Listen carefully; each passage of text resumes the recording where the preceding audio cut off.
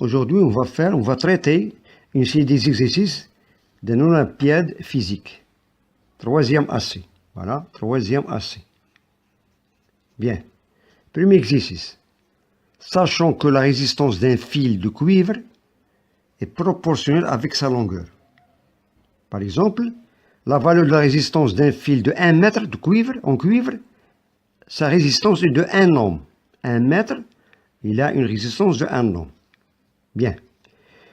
La question, calculer la résistance d'une bobine de fil en cuivre enroulée sous forme de spire de nombre 1000. Donc on a une bobine qui est formée d'un fil en cuivre et comprend 1000 spires. Avec le rayon de chaque spire est de 2 cm. Comme le schéma, comme cet exemple, on a ici la forme d'une bobine, elle est formée d'un certain nombre de spires, et on a ici le symbole conventionnel d'une bobine. La question, calculer la résistance. Donc pour calculer la résistance, on doit calculer la longueur de ce fil. Étant donné que on a ici la forme c'est-à-dire cette bobine est formée d'un certain nombre de 1000 spires, et on sait qu'une spire c'est un cercle. Donc pour calculer le périmètre d'un cercle, on sait par définition le périmètre d'un cercle est égal à la forme de pi fois r. Donc étant donné qu'on a ici donc ça pour une spire, il a une longueur de 2 pi r. Si on a par exemple 1000 spires, on aura 1000 fois, et on a la longueur totale, donc on peut symboliser la longueur avec L minuscule, et la longueur de ce fil formé de 1000 spires est égale à 1000 fois 2 pi r. 2 pi r. Application numérique. L égale, on a 1000 fois 2 fois 3,14 fois 2 cm. Et on fait appel à la calculatrice, voilà. On a 1000 fois 2, ça fait 2000, c'est-à-dire 2000 fois 3,14, très bien, fois 2, égale. Ça fait la longueur totale de ce fil est de 12 560 cm. C'est-à-dire, voilà, 125,6 mètres. Voilà, ça c'est la longueur totale de ce fil en cuivre. Revenons à la relation, la relation 1 mètre. 1 mètre en cuivre, un fil de 1 mètre en cuivre, il a une résistance de 1 ohm. Si on a par exemple un fil de longueur 125,6 mètres, bien sûr, il a une résistance automatiquement. R est égal à 125,6 ohms. Voilà. Maintenant, on va traiter l'exercice 2 de la même série d'olympiades physiques. Troisième AC. On considère une montre de 2 aiguilles. La grande aiguille de longueur OM est égale à 5 cm. Voilà, OM est égal à 5 cm. La petite aiguille de longueur ON est égale à 3 cm. D'après le schéma ici, vous avez ON, la petite aiguille, 3 cm, et la grande aiguille, 5 cm. Très bien. Première question. Déterminez le genre et nature du mouvement des 2 aiguilles. Étant donné que les 2 aiguilles, ils tournent autour de cet axe qui passe par le milieu, et on peut dire que la nature du mouvement, c'est un mouvement de rotation, voilà, de rotation uniforme. Très bien. Deuxième question.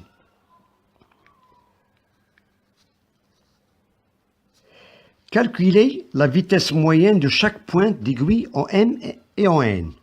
Donc chaque pointe, on va déterminer la vitesse moyenne.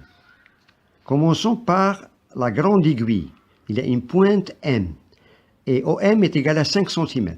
Dans ce cas, cette aiguille, lorsqu'elle fait un tour c'est-à-dire du pi r, c'est-à-dire le périmètre de ce cercle de rayon 5 cm, durant 1 heure. Donc la grande aiguille, il décrit ce tour durant 1 heure. Donc pour calculer la vitesse, il suffit d'appliquer la formule Vm est égal à la distance parcourue sur le temps. Ça c'est applicable pour les deux aiguilles. Commençons par l'aiguille, par la pointe M.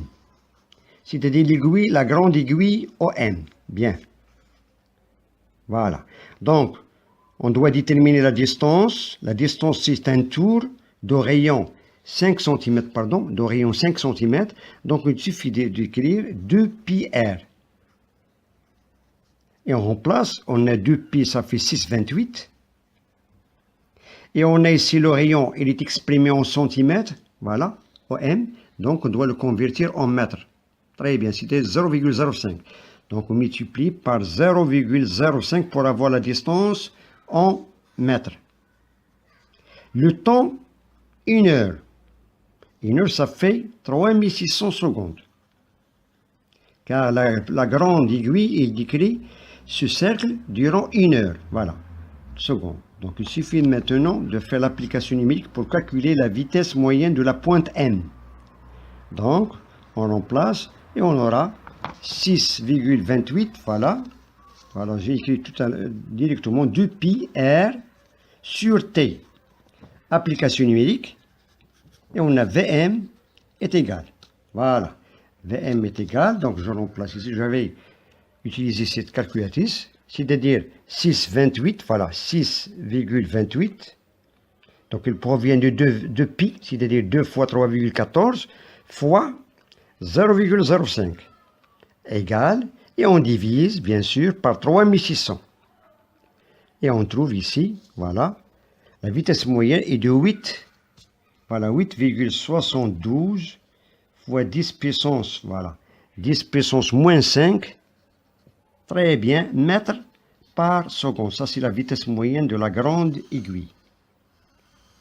La même chose, on va faire, il nous reste maintenant l'aiguille ON. ON. Passons à l'aiguille, à la petite aiguille ON, on calcule la vitesse moyenne de la pointe N.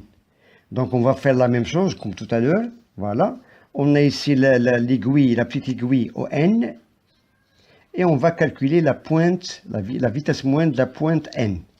Donc on applique toujours la même formule. Tout d'abord, on doit calculer la distance parcourue, c'est-à-dire 2π fois R'. Sachant que R' est égal à 3 cm. C'est-à-dire 0,03 mètres. Bien. Le temps parcouru, la durée de parcours, T, est égal à 12 heures. Donc, étant donné que la petite aiguille, il décrit un cercle durant 12 heures. Très bien. C'est-à-dire 12 heures, on convertit en secondes, c'est-à-dire 12 fois 3600, qui est égal, pour avoir les secondes, donc 12 fois 3600 est égal à 43 200 secondes. Très bien. Maintenant, on calcule la vitesse moyenne de cette pointe N, du point N, est égal à la distance parcourue sur le temps. Il suffit de faire l'application numérique. Voilà. Et on aura la vitesse moyenne de la pointe N est égale, voilà, est égale à 2π R', c'est-à-dire 6,28 fois 0,03. 6,28 fois 0,03, voilà, sur 43 200 secondes. Toujours on fait appel à cette calculatrice. Bien, 6,28 fois 0,03 égale divisé par 43 200 égale. Très bien, et on aura la vitesse moyenne. La vitesse moyenne de la pointe N est égale à 4, à peu près 4,36 fois 10 puissance, voilà, 10 puissance moins 6 mètres par seconde. Tout à l'heure, on a calculé la vitesse moyenne de la pointe M. On a trouvé 8,72 fois 10 puissance moins 5 mètres par seconde. Et la vitesse moyenne de la pointe de la petite aiguille est de 4,36, 10 puissance moins 6 mètres par seconde. Merci beaucoup. Bonjour, maintenant on va traiter le dernier exercice, exercice 3, de l'Olympiade de physique, 3e AC. Donc, une boule B de rayon 2,5 cm roule sur une piste ABCD. Voilà, ABCD. Très bien. Bon, la question, trouver la distance BC, donc cette distance est inconnue, trouver la distance BC en se basant sur les données suivantes. Donc, la boule B a parcouru le trajet AD, c'est-à-dire le trajet tout entier, de A à D, durant 2 secondes. Donc, le trajet AD, donc la durée de parcours T est égale à 2 secondes, avec une vitesse de 36 km par heure. 36 km par heure. Ça, c'est la vitesse de déplacement de cette boule. Bien. La même boule, elle a effectué pendant son mouvement dans la tranche AB 20 tours. Dans cette tranche AB, elle a fait 20 tours. Voilà. Donc, ce sont des données pour déterminer l'inconnu, la distance BC. Donc, on peut détailler cette distance. Donc, la distance AD, c'est la somme de ces portions à la distance AB plus la distance BC plus la distance CD. Donc, premièrement, on doit calculer chaque distance d'après les données qui sont connues. Il nous reste tout simplement la distance BC. Commençons par la distance AB. Donc, la distance AB, comment on peut calculer? Donc, calcul de la distance AB. On sait que un tour de cette boule, un tour, ça fait 2 pi r. Donc, c'est-à-dire que le trajet AB est égal à un tour, c'est-à-dire 2 pi r de la boule, fois 20. Donc, étant donné que la boule, il a effectué pendant son mouvement dans la tranche AB 20 tours. Donc, un tour, c'est-à-dire 2 pi r, et 20 tours, c'est-à-dire 20 fois 2 pi r, c'est-à-dire ça, c'est la longueur de parcours du trajet AB. Donc, il suffit de faire l'application numérique. Donc, AB est égal à 20 fois 2 pi, c'est-à-dire 2 pi fois 3,14 fois 2, ça fait 6,28, fois, étant donné que le rayon de cette boule est de 2,5, on doit la convertir en mètres, et on aura fois 0,025 égale. Donc, on utilise la calculatrice, voilà. On a ici 20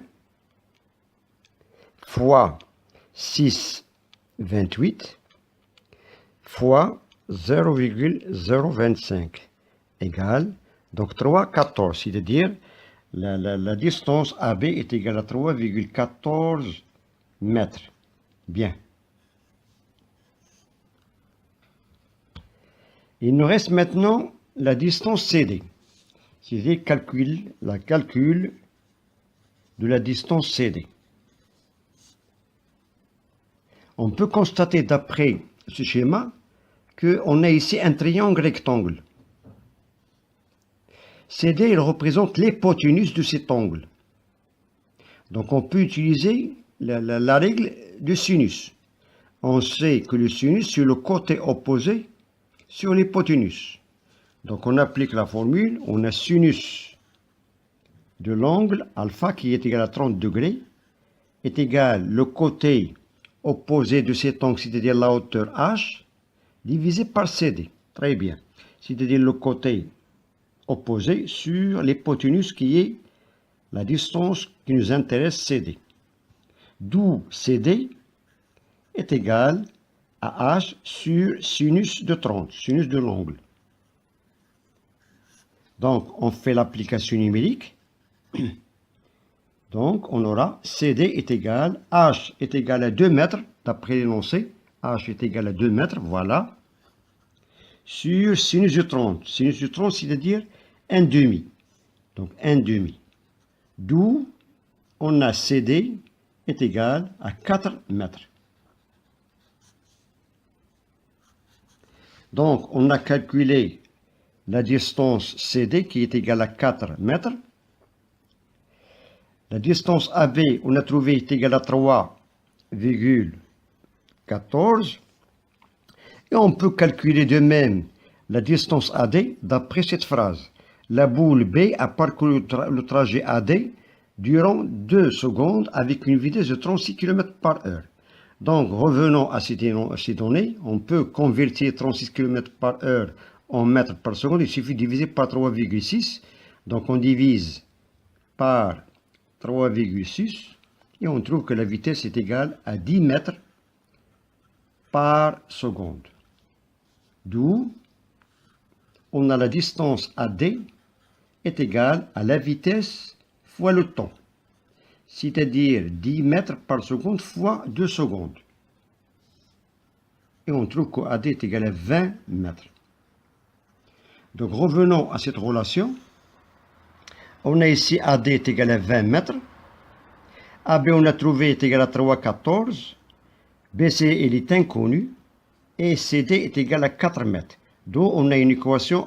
Voilà, on est arrivé à cette relation. On a AD est égal à AB plus BC plus CD. On a trouvé déjà CD d'après la règle du trigonométrique. Voilà, c'est l'hypoténuse, 4 mètres. Et pour AB, c'est déjà calculé d'après ce calcul, on a trouvé 3,14. Donc il nous suffit maintenant de tirer la distance BC, qui est la question de cet exercice. D'où on a BC est égal à AD moins la somme de AB plus CD. Donc on fait l'application numérique.